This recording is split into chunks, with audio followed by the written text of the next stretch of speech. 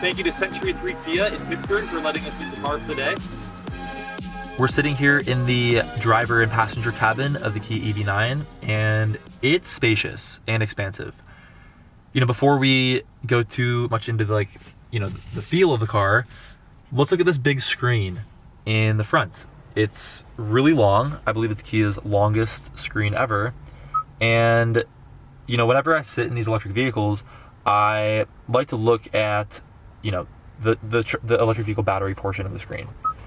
So, you know, this opens up to a nicely designed set of graphics to tell you about your car's range, its charging status, its state of charge, and some actions you can take to, you know, precondition your car or find a nearby charging station. You know, here you can see the car has 93% state of charge, and it's showing us that we can find nearby stations. Looking at, you know, the vehicles in dashboard charging station finder, you know, something important here is to look at the filters, because in public you don't really want to charge on an alternating current charger, especially on a road trip. And for me, I'd just be interested in finding the 150 kilowatt plus charging stations. Let's first look at the battery status. This shows us that we can set DC and AC charging limits. You know, in most cases you would likely like to keep them around 100%. It also shows that you can set at what point the vehicle won't do vehicle to load. So there's a charger adapter that you plug into the charging port, and it has a 110 volt outlet on the back side of it, which you can then, you know, power your phone or a home appliance. And, you know, in this setting, you can say, hey, if I'm below 20% state of charge on the vehicle, I don't want to be able to use vehicle to load, which makes sense. Here you can actually work with your home charger and set off-peak hours where, you know, you only charge when electricity is cheap. You can also set the current supplied by the AC charger. I guess you can lock the charging cable, and you can set departure times. So overall, it's a nice dashboard, really responsive. I also like here that, you know, there are real buttons, and, you know, there are some buttons built into the dashboard of the car. You know, setting temperature, it's an actual, you know, analog button, which is always nice, especially compared to a Tesla, which just has a screen. Volume is also this, you know, it's kind of scroll bar. I just turn the radio off, I guess.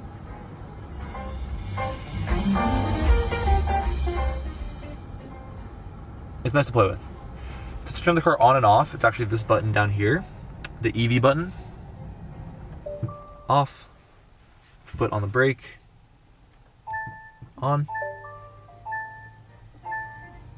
And, you know, the car itself is quite nice. This isn't the top trim level, but it still has a really nice feel in here, and it's big. Like, I have a lot of space in between me and the front seat passenger, and in the back there's, you know, it seats 7 people, and it feels like a fun car to road trip in. Here's a second row test of the Kia EV9. I'm 6'5", and this driver's seat is back pretty far, and my knees don't touch. It's also pretty deep, so my, you know, knees aren't crunched up like this. Overall, you know, I'd be a very happy passenger back here compared to many of the cars I've sat in my life and airplanes. To put these seats up and down, it's pretty intuitive and easy. I'll do it really quickly. There's a button right here. You just press this, and it can let the people in the back seat out. Let's put it back real quick. To just fold the kind of front part of the seat down, you just press this button right here. Oh, does the same thing actually. I think you actually pull this lever then. Yeah, that's right. And it folds like that. Similarly, you pull this and lift it back up. And anyways, let's try a third row test and see if I'm comfortable back there as well. A little third row test. Again, I'm 6'5". I'm sitting in the third row. And, you know, my knees are close to the seat. They're touching it a bit, but nothing I've never experienced before in my life. In general, you know, I would probably sit to the side like that, and it would be fine. In the back, there's a 120 volt outlet to charge your computer or your iPhone. Super convenient if you're on a road trip and you got to do some homework in the back seat, because real adults don't sit in the third row. again, this is the Kia EV9 Wind, which is a mid-trim level version of this car. But the interior is still extremely nice, especially sitting in some other manufacturers' electric vehicles.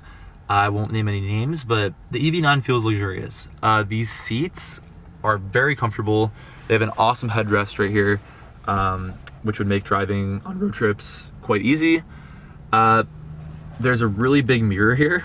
It's quite huge actually, which makes it that much harder when it's 7 a.m. and you had a long night at work the day before to check yourself out. So thanks for that, Kia. The car is equipped with everything you want in a vehicle. It has the sunroof right here, which you can open up. A really nice rear view mirror here as well. The seats are quite easy to move around. I don't know exactly how many directions they go in, but it's at least like 6. Yeah, so in general, the interior of this vehicle is quite nice. I would be happy as an owner, and let's take a look at some other features of the car as well. The Kia EV9 battery is 99.8 kilowatt hours, except for the light version, which is 76 point something kilowatt hours. And this car's battery has an onboard charger, which actually charges the battery in level 2 charging, of 11 kilowatts. This means that when installing a level 2 home charger, you can likely go with a 48 amp hardwired option versus a 40 amp NEMA 1450 option, which would provide more like 9.5 kilowatts. This car is advertised by Kia as having an 800 volt battery architecture. And in today's electric vehicle manufacturing processes, most OEMs are making EVs which are either 400 volt battery architectures or 800 volt battery architectures. This matters when you're DC fast charging. The higher battery architecture voltage means faster DC fast charging. In tests by some other EV reviewers, it's been speculated and shown that this battery architecture isn't actually 800 volts. It's more like 550 volts, which means when you're charging on a DC fast charger, specifically 350 kilowatt chargers, you're probably not going to get the full 350 kilowatts. You'll likely get more like 210, 215 kilowatts, which is still impressive and beats a lot of Teslas and popular electric vehicles out there with 400 volt battery architecture. But it's not going to be the fastest charging Kia or Hyundai or Genesis that's ever been created. There's been a lot of talk about electric vehicle performance in colder weather, and we're sitting here in Pittsburgh, Pennsylvania in late January, and it's not that cold, but it's worth discussing how this vehicle would perform in below freezing temperature. The car's battery is NMC, or nickel manganese cobalt, which in general performs better in colder weather than lithium iron phosphate. Still though, when doing DC fast charging, the battery needs to warm up to a certain level before it accepts electricity. But ceteris paribus, all else equal, the NMC battery chemistries will perform better than LFP batteries in colder weather. Additionally, the higher end trims of this car come with a heat pump. So effectively that makes heating an electric vehicle much more efficient than not having a heat pump. It won't drain the battery as much, it'll heat the car quicker, and in general you'll get more range in colder weather with a heat pump than without one.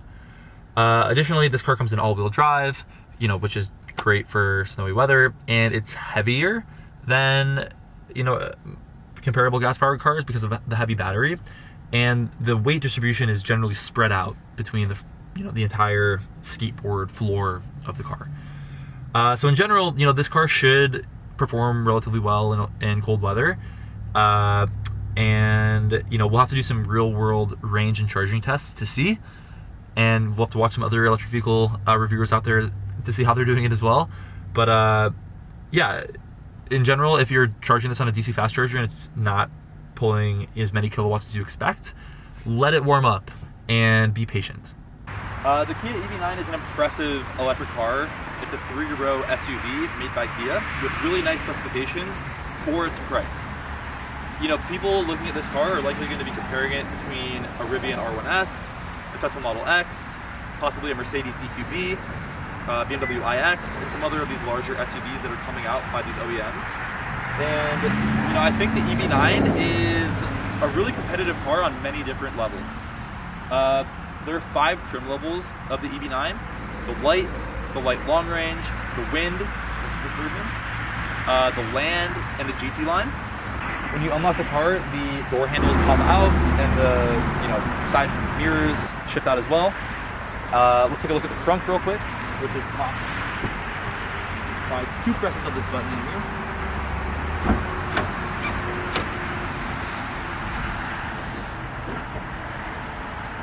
It's important to note on the EV9 that the all-wheel drive and rear-wheel drive versions have different trunk sizes.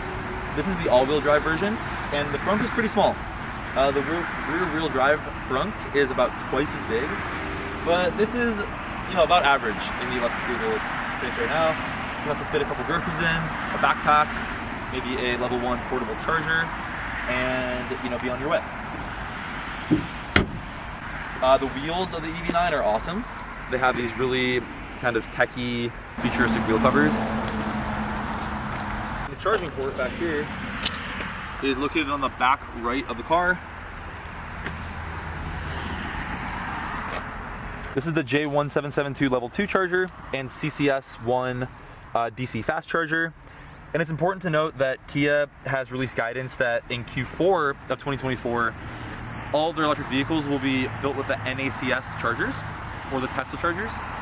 Not a big deal for right now if you buy this EV9 or any other EV6 or EV9 or Niro that has the CCS1 charging standard, because they're also going to provide adapters in Q1 of 2025. But it's important to note that this will be a different charging port in future manufacturing cycles of the car. Should close that with a button. Lastly, the trunk of the car. Again, this is a 3-row SUV, so the trunk isn't that big at first glance. But you can put the seats down, and it seems much bigger after that. They have a level 1 charger in here. It's actually velcroed to the trunk. Typical level 1 charger. Nothing special. Power lift gates. And the new Kia logo, which I think some people on Google used to look up, what is KN Car Company? Because this looks like a K and a backwards N. But I can see it, it's the KIA. An important part of being an electric vehicle or any car driver is charging your iPhone or Android or other phone.